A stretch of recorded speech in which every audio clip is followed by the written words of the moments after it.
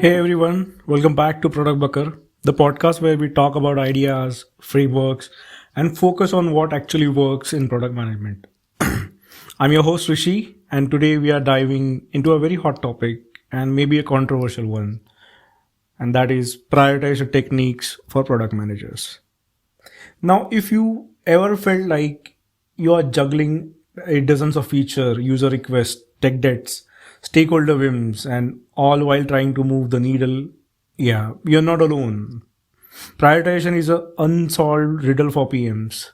So in this episodes, I'm breaking down into different aspects, and those are what are the widely used prioritization frameworks, some startup spicy alternatives, real life examples of where these worked or maybe flopped, and the key takeaways for PMs and stakeholders alike. So let's get into it. So, why prioritization matters? So, prioritization isn't just a backlog grooming ritual, it's about maximizing the impact with limited resources. You can't build everything. In fact, building the wrong thing can cost you months or even your market edge. Think about Instagram. When it launched, it had only filters and photos to upload. That was it. The team ruthlessly cut everything else from their bourbon prototype to focus on what users actually cared about. That's the prioritization at its best. Focus over features. So let's look at widely used prioritization techniques. Let's talk about big names. If you are a PM, you probably seen this. Very first technique is RICE, which is reach, impact, confidence, and effort. Used famously at Intercom, RICE helps you to assign a score to feature based on reach. And reach means how many people it affects. Impact, how deeply it affects them. Confidence, how sure you are about your estimates. And effort, the time it will take. For example, let's say you are deciding between adding a dark mode or improving your user onboarding. So at dark mode, we can say it's a high reach, medium impact, and very low to minimal effort. And if you look at onboarding, if you work on it, it have a lower reach but very high impact and a long-term retention boost. So run them through RICE and onboarding might win, even fewer people are shouting about it. So that's where you can use this method and choose between which feature you want to go forward or go after basically.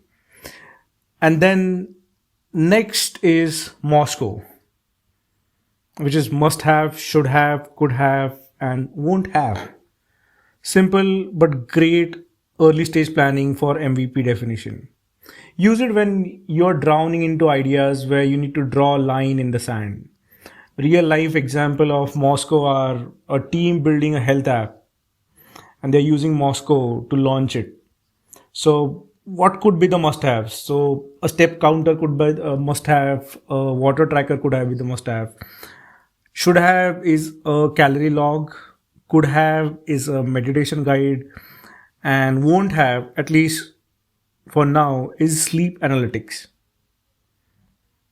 The very next technique is Kano model. Great for understanding the user delight. It splits feature into the basic. What fundamental thing users are expecting from a feature point of view? What performance you can offer? More the better.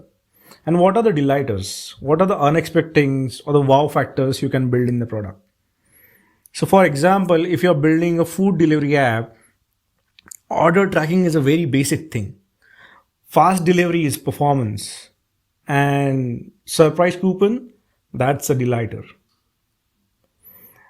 Very next technique I can talk about is value versus efforts metrics. So there are two axes. You plot feature based on how valuable these are and how hard they are. So low effort plus high value, do it yesterday. So we talked about some famous known technique in the industry. But what about startup grade prioritization techniques? So now let's talk about how startups are bending these rules. First I can talk about is opportunity scoring with JTBD, which is jobs to be done. Instead of scoring features, you score jobs on your users are trying to complete. This flips the script. So instead of we should build, you ask what is the biggest pain point in their workflow. For example, a fintech startup found the users were spending more time on trying to understand their savings rather than actually saving. So they prioritized the inside dashboard over flashy investment features. Second technique is ICE, but with user emotion. So some teams are tweaking ICE, which is impact, confidence, and ease, by adding an emotion to it. That is how emotionally charged the user needs is. A real case is a social app noticed that users were most frustrated doing account recovery. So it have a high emotional pain. So you should prioritize that in the UX revamp.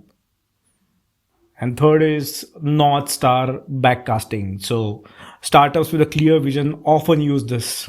Define your North Star metric. Work backwards to find out what moves this metric. Prioritize the feature based on the impact of the path. So these are the few startup grade prioritization techniques which I can talk about. So if I have to, what are the key takeaways for the product managers and stakeholders?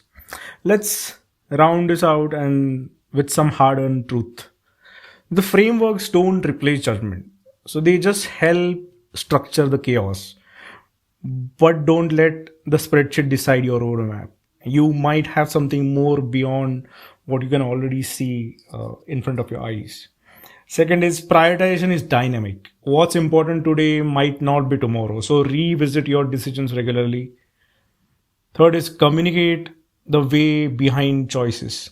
Stakeholders don't need to agree with your priorities, but they do need to understand them. Fourth is ruthless focus on building great products. Sometimes saying no to good ideas is what enables you to build a great and good product. So, alright, that's it for today's episode of Product Bakar. Prioritization is both art and science, but like all the great recipes, it's about balance, bold choices, and taste testing often. If you like this episode, share with your fellow PMs, startup founders, or anyone who's trying to cut through the noise and build what matters. So I'm your host Rishi, and until next time, keep your backlog spicy and your vision clear.